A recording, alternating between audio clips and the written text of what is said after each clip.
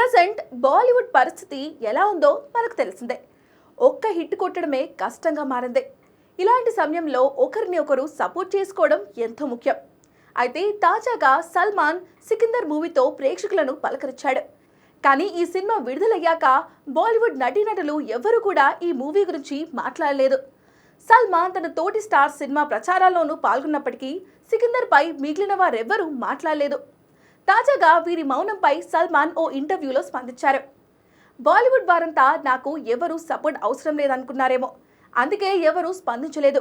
కానీ ప్రతి మనిషికి మద్దతు కావాలి, అలాగే నాకు సపోర్ట్ కావాలి.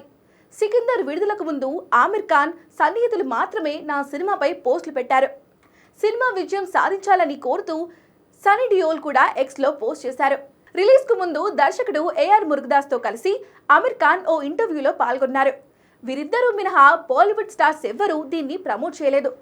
మనల్ని మనం సపోర్ట్ చేసుకోకపోతే ఎలా అంటూ షాకింగ్ కామెంట్స్ చేశారు. ఇక సికిందర్ విషయానికి వస్తే ఈ సినిమాపై సల్మాన్ ఖాన్, దర్శకుడు మురుగదాస్ భారీ ఆశలు పెట్టుకున్నారు. కానీ ఈ సినిమా అనుకున్నంత స్థాయిలో మెప్పించలేకపోయింది.